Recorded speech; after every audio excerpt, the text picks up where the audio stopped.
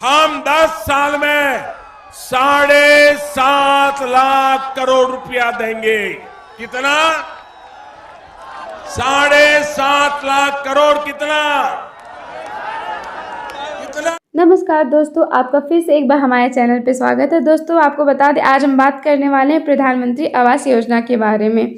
तो उसके terms and condition क्या हैं, क्या नियम रखी हैं सरकार ने, कौन अप्लाई कर सकता है और कौन नहीं अप्लाई कर सकता है, प्रधानमंत्री आवास योजना में लोन के प्रावधान क्या हैं, कितना % इंटरेस्ट लगता है और कैसे अप्लाई करें, और कितने समय के बाद आपको प्रधानमंत्री आवास योजना का लोन या फिर प्रधानमंत्री आवास योजना मिल जाएगा।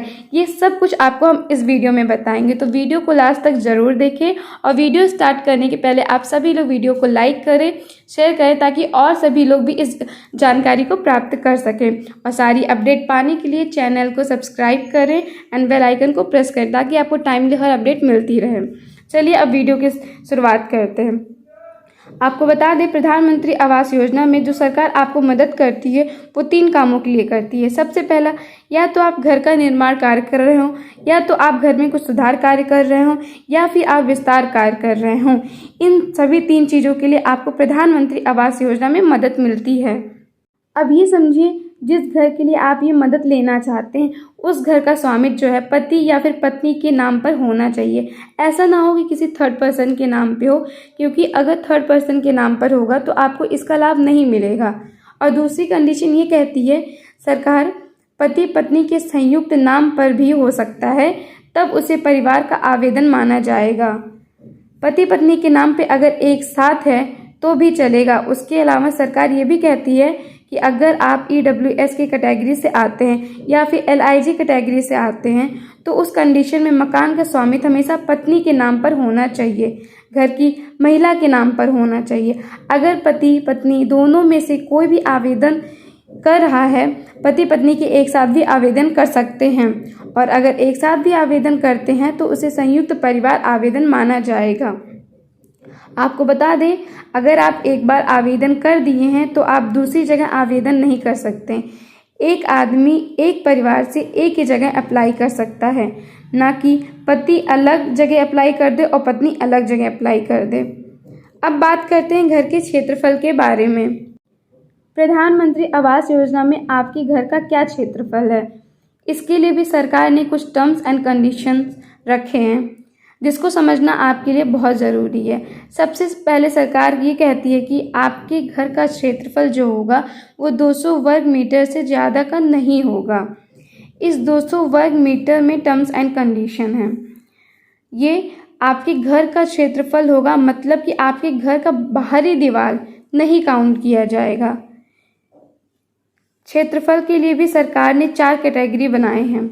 अगर आप EWS श्रेणी से आते हैं, मतलब आर्थिक रूप से कमज़ोर वर्ग से आते हैं, तो आप 30 वर्ग मीटर तक का निर्माण काम कर सकते हैं और विस्तार कार्य कर सकते हैं। 30 वर्ग मीटर को अगर आप फुट में करोगे तो 323 वर्ग फुट होता है। और अगर आप LIG श्रेणी से आते हैं, मतलब कम आय वाले समूह से आते हो, तो उस कंडीशन में आप 60 वर्ग मीटर का घर का निर्माण करा सकते हो या विस्तार कार्य करा सकते हो। और 60 वर्ग मीटर मतलब कि 646 वर्ग फुट।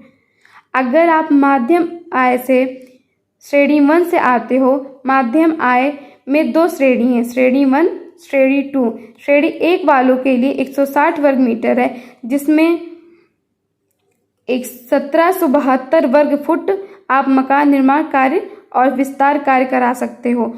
और दूसरी श्रेणी वालों के लिए 200 वर्ग मीटर है, जिसमें 2153 वर्ग फुट तक का निर्माण कार्य और विस्तार कार्य करा सकते हैं।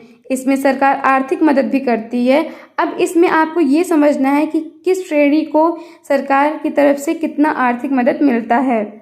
प्रधानमंत्री आवास योजना के लाभार्थी ऐसे समझिए कि जिनकी आय 6 से 12 लाख रुपए के बीच में है, तो आप आते हैं MIG 1 कैटेगरी में, मतलब मध्यम आय वर्ग कैटेगरी 1 में। अगर आपकी आर्थिक आय जो है 12 से 18 लाख रुपए तक है तो आप आते हैं MIG 2 कैटेगरी में।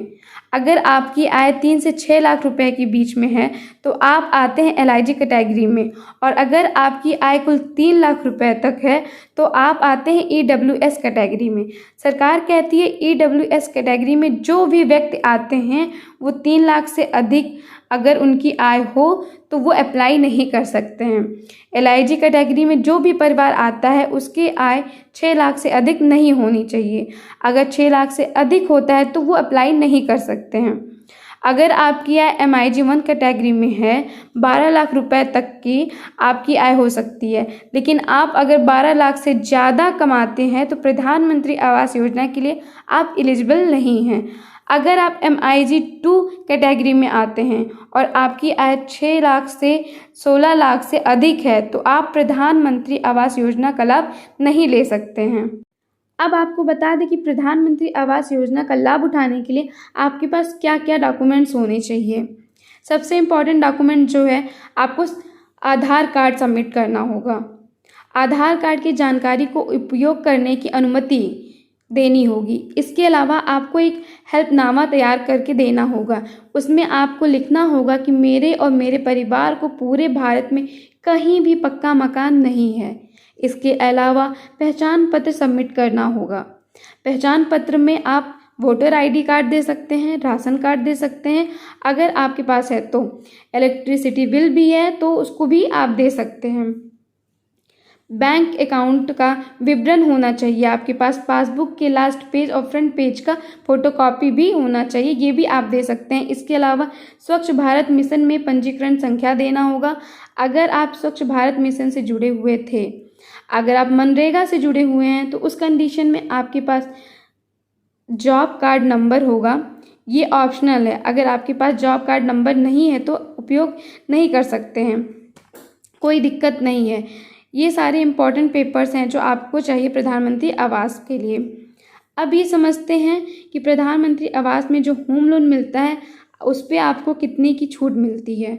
सरकार कहती है कि अगर आप प्रधानमंत्री आवास योजना के तहत होम लोन लेना चाहते हैं तो हम आपको बहुत ज़्यादा सब्सिडी देंगे और सब्सिडी के साथ में आपसे ब्याज दर भी कम लेंगे। सरकार कहती है कि अगर कोई EWS परिवार का कोई व्यक्ति है उसको ब्याज दर 60.5% से कम लगेगा और 6 लाख रुपए तक का लोन ले सकता है, और उस पूरे लोन पर उसको जो बचत होगी वो 2.67 लाख होगी।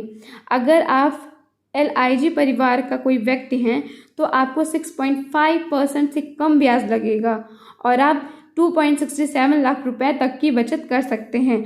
अगर आप MIG 1 कैटेगरी से आते हैं और आपको जो है होम लोन लेना है 9 लाख रुपए तक तो आप ले सकते हैं, और आपको जो सरकार ब्याज देगी वो 4% से भी कम में देगी। और सरकार कहती है कि आपको जो छूट मिलेगा वो 2.35 लाख होंगे। अगर आप MIG 2 कैटेगरी से आते हैं तो आपको मात्र 3% से कम ब्याज में लोन मिल जाएगा और 12 लाख रुपए तक आप लोन ले सकते हो, और उस पर भी 2,30,000 रुपये तक का बचत मिल जाएगा। और आपको बता दें कि आपको ये जो लोन है, आप जो ले रहे हैं लोन, इसको 20 साल के अंदर आप चुका सकते हैं। आपको 20 साल का टाइम मिलता है।